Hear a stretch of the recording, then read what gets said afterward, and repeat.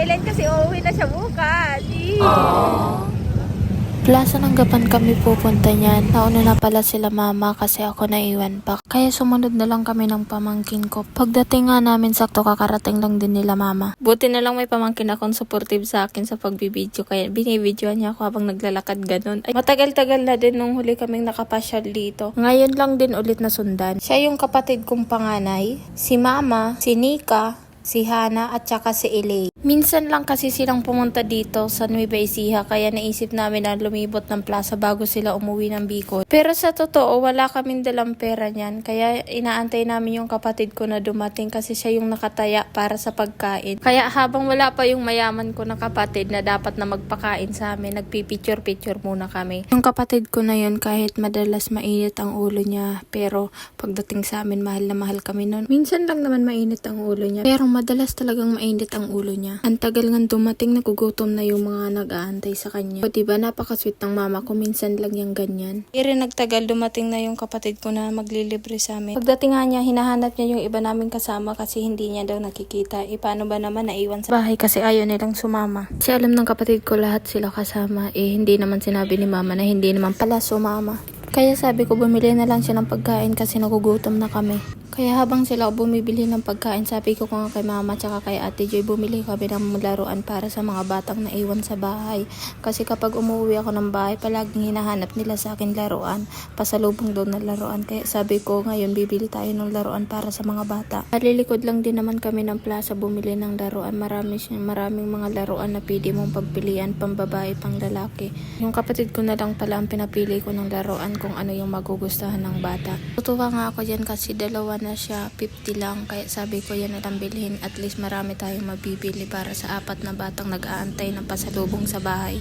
Bumalik nga pala si kuya kasi sabi niya 75 pala yung piraso ng laruan. Kaya sabi ko panandali, ang saya lang naman palang ibibigay mo.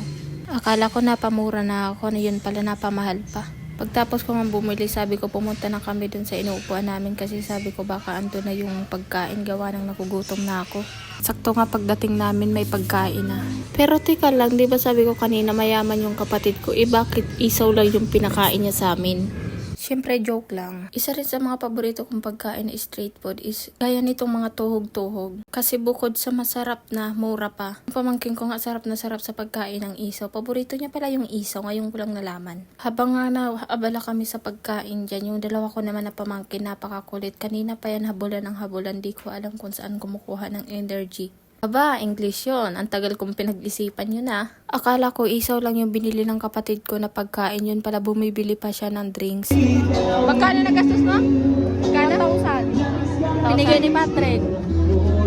Ikaw, may nagastos ka ba? Pagtapos nga naming makuha yung pinamili ng kapatid ko, bumalik din agad kami. 2 flavor lang pala ang in-order ng kapatid ko na drinks, strawberry tsaka avocado. Pero mas gusto ko yung cookies and cream pero wala siyang binili na cookies and cream. Buti na lang bumili sila ng pizza, sakto gutom na gutom talaga ako. Sabi ko nga subukan ako ni mama kasi minsan lang din naman ako maglambing sa kanya, bakit di niya papagbigyan. Kaya ayan, nung sinubuan, tuwang-tuwa. Ang sarap kaya maglambing sa magulang lalo na kapag sinasakyan ka din. Kesa naman sa jowa mong nag-aantay kang lampingin niya, diba? Pero walang pakialam sa'yo. Kaya ayan, nainggit din yung kapatid ko kaya nagpasubo din kay mama. Nako, gaya-gaya din. Kinonsensya pa nga si mama, ang sabi niya, alam mo ay ka mama, may ambag ako sa birthday mo. Nako, abot ang parine. Masaya kami kahit papaano nararanasan namin ng ganito, kahit simple lang pero masaya kaming lahat. Dati si mama lang ang nakakauwi dito sa amin. Kasi sa trabaho ko lang din naman tumutuloy si mama pag nauwi siya nun dito sa amin sa Nueva Ecija. Kaya ngayon pwede na silang umuwi ng sabay-sabay dito sa amin.